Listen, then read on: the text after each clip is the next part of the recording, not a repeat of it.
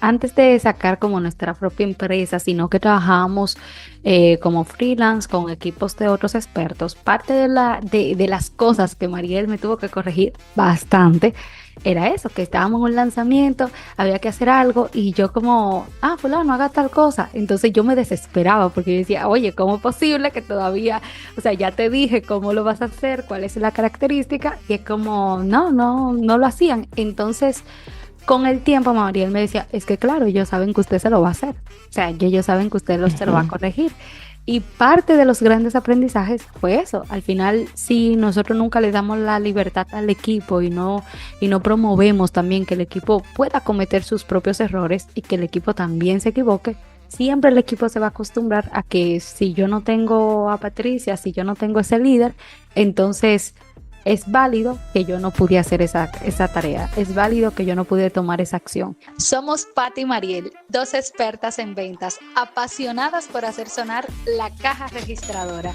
Y en este podcast te enseñaremos a conseguir más y mejores clientes. Si estás buscando potenciar tus habilidades de ventas con estrategias y técnicas que realmente funcionan para tu día a día, Prepara tu libreta y toma nota porque vamos a transformar la manera en la que vendes.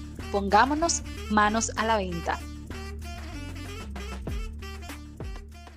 Hola, hola, nosotras somos Patti y Mariel, fundadoras de Hanson Sales, y hoy queremos hablarte de una habilidad esencial para tu equipo de ventas que puede marcar la diferencia entre cerrar una venta o perderla. Si buscas aumentar la efectividad de tu equipo, este episodio es para ti.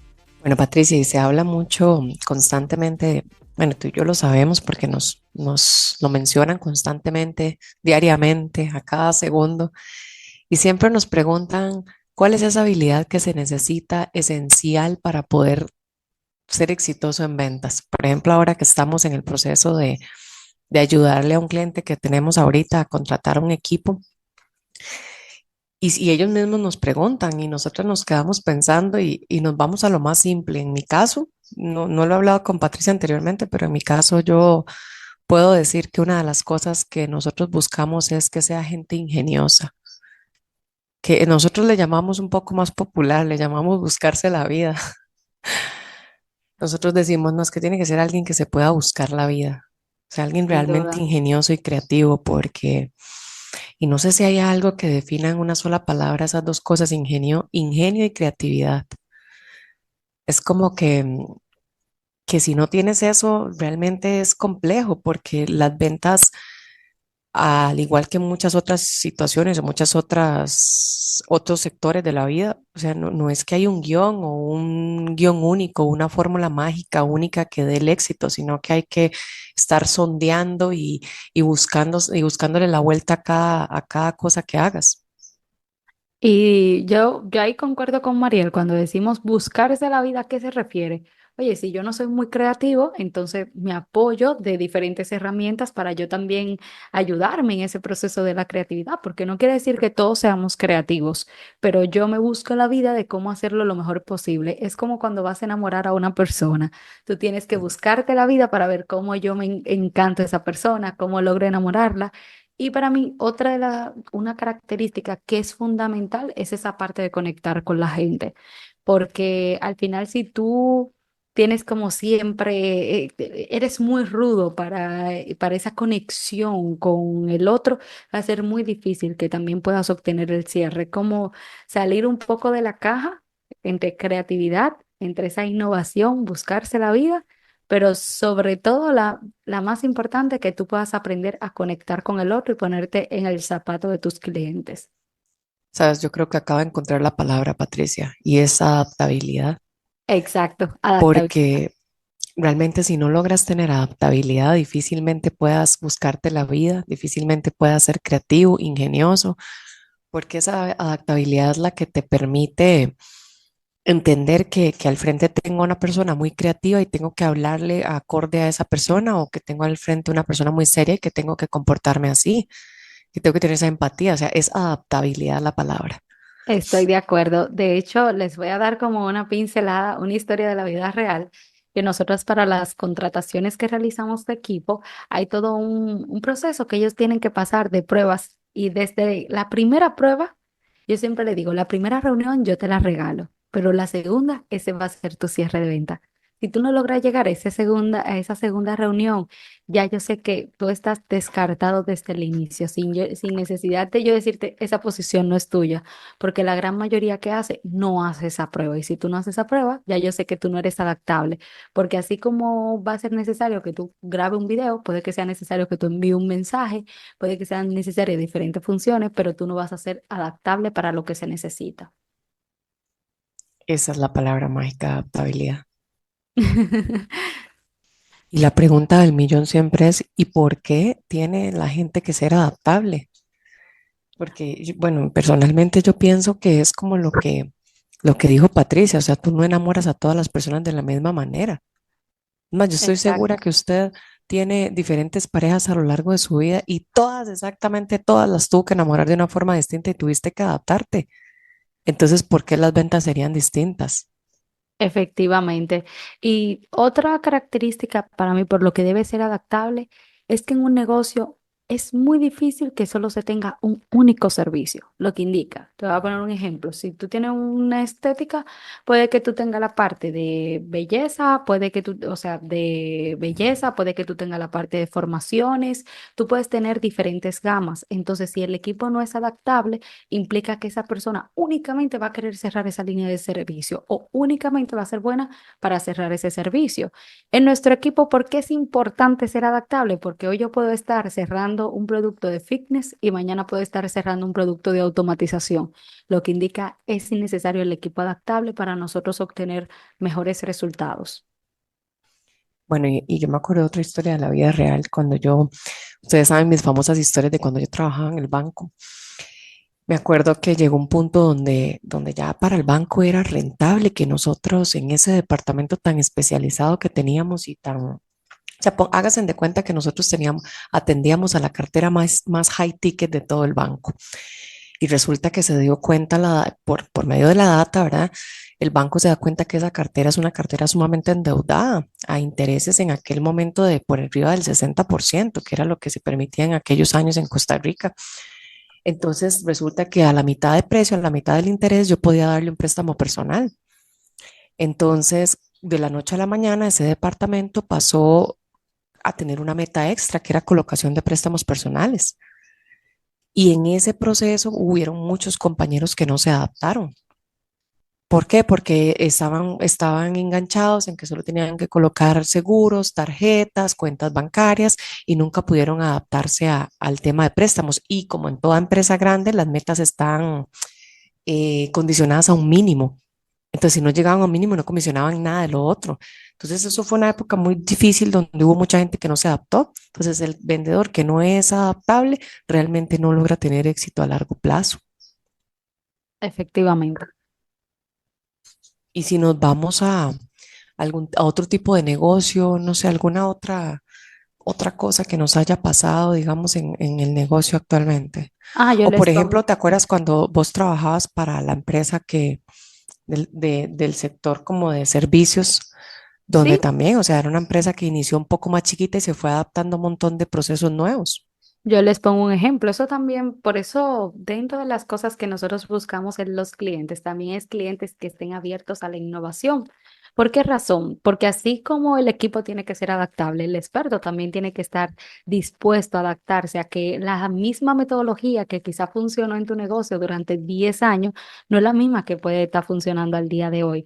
En una empresa, yo trabajaba por acá en una empresa que estaba iniciando pequeñita y decía, bueno, pero es que este producto lo vendimos de tal manera y hoy en día está posicionado como uno de los más grandes, de lo mejor. Y digo yo, sí, pero en el tiempo que ese producto inició el proceso de venta, era el único en el mercado. Hoy no es así. Hoy este nuevo producto que va a salir tiene 100 competencias que son exactamente igual y que prometen lo mismo, lo que indica la forma en cómo nosotros hagamos la venta va a marcar una diferencia. Y yo recuerdo que en el segundo periodo que estuvimos trabajando con esa empresa, aumentó, o sea, hicieron $100,000 de pasar de $1,000 de facturación, ya estaban facturando $100,000 solo por los ajustes que se realizó en el departamento de ventas y con las colaboradoras o las promotoras que también eran parte de la marca. Bueno, Mariel, pero yo creo que aquí hay un punto importante que es también cómo nosotros trabajamos esa adaptabilidad de parte del equipo, cómo nosotros nos encontramos desarrollando esto con nuestros equipos. ¿Qué consejos daría usted?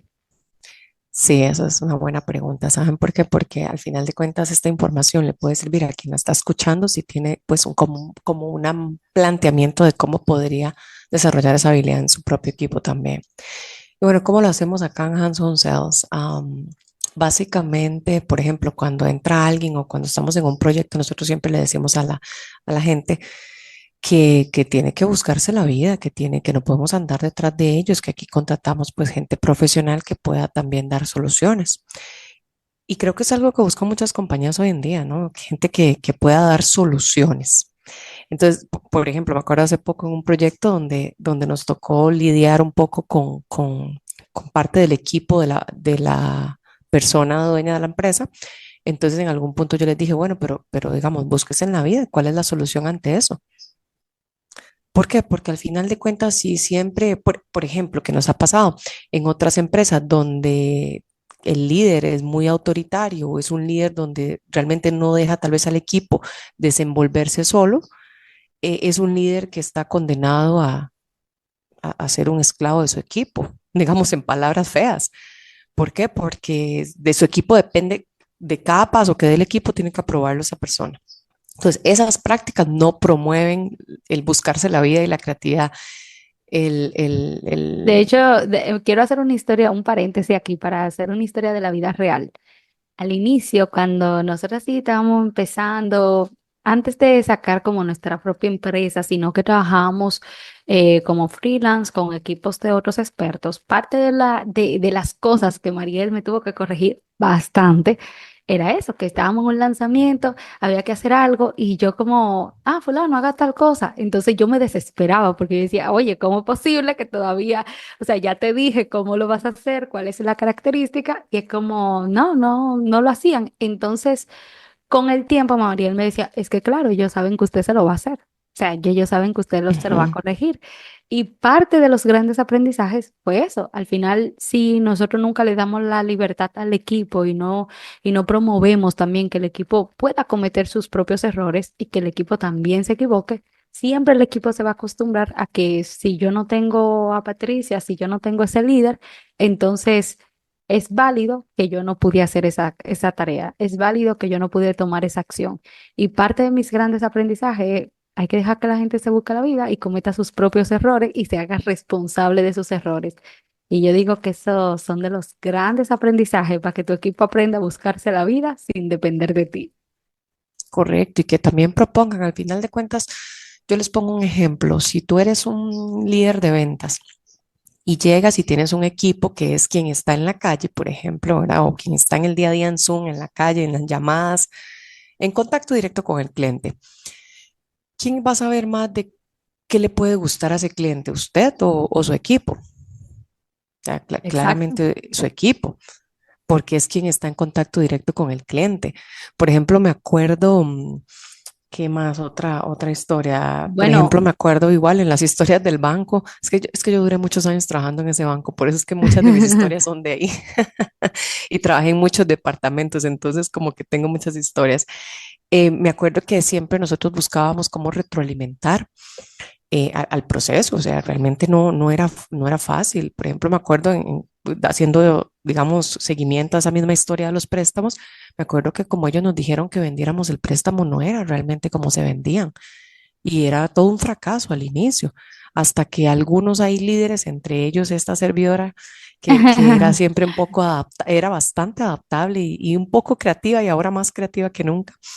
Me acuerdo que yo me inventé un montón de scripts y yo llegaba con diferentes scripts hasta que encontré el ganador.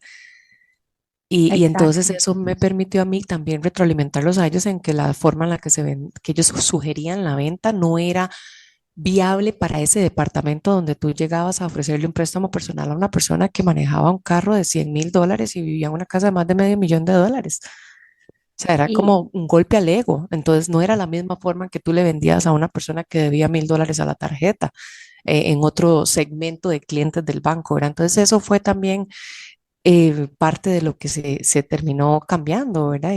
Pero por eso, porque había apertura que las personas se equivocaran, inventaran procesos y los retroalimentaran a sus líderes para toda la organización. De hecho, yo creo que podemos dejar un ejercicio por acá para todos los que están escuchando este podcast. Y es lo siguiente, tú quieres medir si tú tienes un equipo adaptable o no. Toma un día, ponte el reto 3 días de tú no decirle absolutamente nada al equipo de ventas. Que cada vez que ellos te vengan con un problema, tú le digas, búsquese la vida. ¿Cómo tú lo harías diferente? ¿Qué acciones tú tomarías? Y te vas a dar cuenta si al final de este reto tu equipo toma acciones, tu equipo se atreve o simplemente el equipo se queda rezagado, porque eso indica que ya están demasiados, la adaptabilidad que han tomado es depender del experto. O te voy a poner otro ejercicio. Las veces que tú te has ido de vacaciones en tu negocio o has tomado un stop, ¿qué tan despegado tú has podido estar del proceso de la venta? Porque ahí tú vas a entender si es necesario tomar acción para crear un líder que no seas tú, porque no debería depender de ti ese departamento. Entonces, que tú crees un líder dentro de tu negocio y veas cuánto inicia a facturar. Tú teniendo a otra persona que se encargue de darle ese apoyo al equipo, ese seguimiento y esos procesos, porque al final el equipo debe adaptarse a trabajar sin el experto, adaptarse a trabajar de cara al cliente que tenga al frente y adaptarse también a implementar nuevas estrategias que permitan conectar con ese cliente ideal. Sí, imagínate también que si tú no logras que el proceso siga sin ti o que tú apruebes todo, o que la gente realmente simplemente esté cero ideas, cero adaptable, ponle retos en ese proceso y déjalos ver cómo, déjalos simplemente ser y deja ver y déjate a ti la oportunidad de ver cómo reaccionan y qué van a hacer. Y si no reaccionan y si no hacen nada, pues búscanos para ayudarte. Exacto. Me encanta. Está como la clienta que llegó desesperada, que estuvo, la que se vino, o tenemos una clienta que se fue de vacaciones a un congreso, en realidad no era vacaciones, era como un congreso y vuelve desesperada y nos pide una reunión, era una clienta de una clienta en realidad, y vuelve desesperada a decirnos que es que en esas 2 semanas no se vendió nada en la empresa, que puede hacer. Exactamente. Entonces, o si quieren, no esperen a que estén ahí. Nos pueden escribir desde ya para iniciar a crear esos líderes de su equipo y que puedan tener esos equipos de venta de alto rendimiento. Porque si de algo yo me siento muy orgullosa el día de hoy, pero muy orgullosa, es que tenemos un equipo con altísimo rendimiento y creo que cada uno de nuestros clientes con sus mensajes, con todo lo que nos envían, nos demuestran que en esa parte hemos hecho un excelente trabajo del cual me siento orgullosísima. Excelente, no, totalmente, así es. Y bueno, eso es todo por el capítulo de hoy. Espero aproveches muchísimo estos ejercicios finales para aumentar la adaptabilidad de tu equipo en el negocio y sobre todo descubrir cómo es tu equipo actualmente y qué cosas podrías hacer de cara a este nuevo año 2025. Y algo adicional, de las personas que están ahí con la propuesta de cierre de equipos, este podcast va dirigido para ustedes, así que no se preocupen. Pero nos encuentran en Instagram y en LinkedIn como Hands on Sell. Si deseas que formemos a tu equipo o conocer más sobre nuestras estrategias de venta, no dudes en enviarnos un mensaje y en ponerte en contacto con nosotras. Tampoco vayas a olvidar compartir este episodio con alguien que sepas que puede necesitar esta información para desarrollar mejores habilidades en su equipo de ventas. Hasta la próxima.